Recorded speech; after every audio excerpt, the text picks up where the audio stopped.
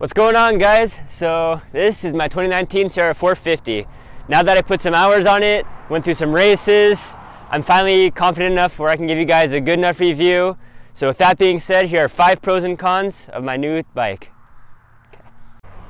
All right, so con number 1, twin exhaust pipes. Although they look really cool and they add a really cool look to the bike, unfortunately when it comes time to buy aftermarket exhaust pipes, which a lot of people would like to do, they are double the price because double the pipes. Also, the design of this header I'm not super fond of because it protrudes really far right here, and then a lot of heat comes off from this exhaust pipe, especially from, you can feel it when you're in your pant legs. So that's the con about the exhaust pipe. All right guys, so con number 2, the controls for the levers, in my opinion, they're not as high quality as some of the other manufacturers. For example, this kind of moves up and down a lot. In my opinion, there shouldn't be as lot of play. And I already tightened this, so it can't go anymore. They just don't look as high quality as some of the other manufacturers. The front brake lever does that too a lot. So that's another con about this bike. All right, con number 3, factory springs on the forks. Although this could be changed fairly easily, and it does cost a bit of money to do so, the factory springs that they come with are way too heavy. They are set up for 180 pounds, and for a lot of young racers like me who are buying these bikes to race, we don't weigh that much. So fortunately, my friends at N2 Dirt Suspension were able to help me out and get it set up towards me, and they also changed the rear shock. But the factory springs, they're just way too stiff, and the bike beats the crap out of you, and as a result, you cannot stay on the track for long periods of time because it tires you out. And that's con number 3. All right, so con number 4. This one's a little bit nitpicky, but it's got to be mentioned. So this clutch cover used to be all black when I first bought it right off the showroom. After my first hour of riding it, it turned all silver already. That's just kind of shoddy coating, but as long as it serves its purpose as protecting the clutch, I'm okay with it. I don't really care too much, but it should be mentioned. So that's con number 4. All right, so for the last con, it is the lithium battery underneath the seat. Although it serves its purpose great in the bike, it is very expensive to replace when that battery dies. The battery is $500 and the battery is only about this big. If you not riding this bike every single weekend, or it's not over a trickle charger with a battery tender, the battery will die. And another thing is, there's no manual kickstart. So no battery, no electric start, you're not going anywhere. So that's con number 5. All right, so now that we covered the cons, we got to move on to the good stuff about the bike. So here's 5 pros of my 2019 CRF 450R. All right, so pro number 1. This is opinionated, but it's my opinion. In my opinion, this is the best looking bike on sale. The look of it is very sleek, from the look of the dual exhaust to the imprints of the graphic. This is not a graphic, it's just printed on. It's kind of cool.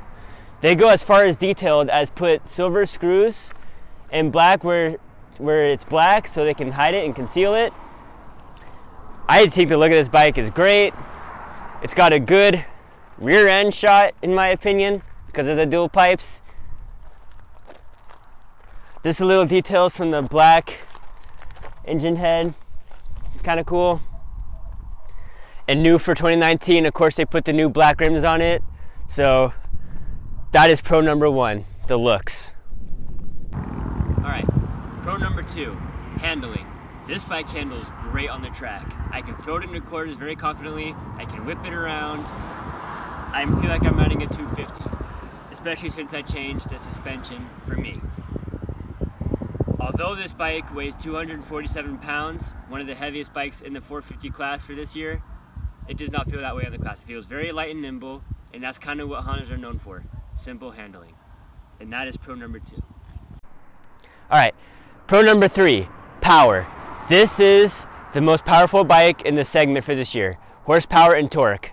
On the bottom end, it's got a lot of torque, a lot of bottom hit. The throttle is very responsive. On mid-range, it pulls all the way through the power band. Although this is a race bike and it's not really meant for top speed, I'm pretty sure it has one of the highest top speed, and it has been dynoed the most powerful bike this year.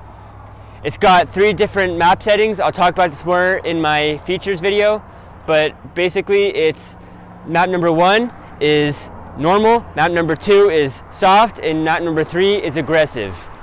This bike is powerful in the most aggressive setting, but it's not to the point of it's overwhelming. So with that being said, that is pro number 3, power. All right, pro number 4, features. This bike comes pretty well equipped, and I'll show you around some of its features. All right, so feature number 1, it's got 3 different map settings, map number 1, 2, and 3.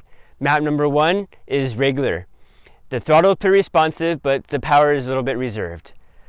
Setting number 2 is soft. So this is good for beginners, for people who are just getting to know the bike. The throttle isn't as responsive, it's not as touchy. There's even less power, and it's a lot more manageable. It doesn't wear you out as much on the track. Number 3 is the most aggressive setting. Call it sport mode, if you will. It tightens everything up. The throttle is extremely responsive. All the power is there. It is aggressive, but it's not overwhelming. Second feature is it has launch control. Launch control is new for the 2019. So pretty much when the bike is on, there's 3 different settings for launch control. There's 1, 2, and 3, just like the maps. Number 1 is slick surfaces. So if you're starting on the concrete gate, the tire, it won't allow the tire to spin, and it limits the rev. So you're not revving the bike out, and your tire's not spinning on the concrete. Number 2 is just regular. So just regular dirt, just for any regular type of start. Map number 3 is for muddy surfaces. Muddy surfaces, so when the track's soaking, when it was raining, it controls the power again. It kind of limits the power so it's not over revving. It just keeps the tire spinning and spinning. That's pretty cool. The other feature is it has electric start. You can't go wrong with electric start. It is very easy, especially for the older gentlemen out there. They're not wearing themselves out kicking the old Kickstarter. It is a great feature. So that is pro number 4, features. All right, last pro number 5, black rims. For God knows how long, ever since Hondas have been made, they've always come with chrome rims. It doesn't look bad, but in the last few years, all the manufacturers came with black rims, stock. If you wanted black rims on the last few years of Honda, you had to buy them yourself.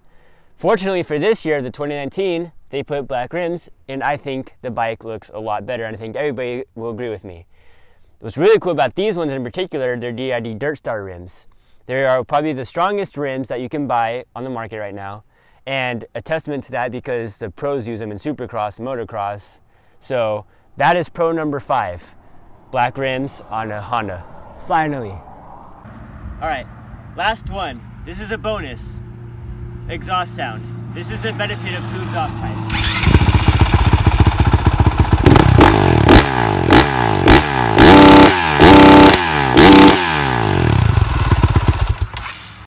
Alright guys, that concludes this video of the 5 pros and cons of my 2019 CRF 450R. If you guys like this video, smash that like button. Don't forget to subscribe, browse my channel, leave comments, and stay tuned for my future videos. As always, I'll see you guys in the next one.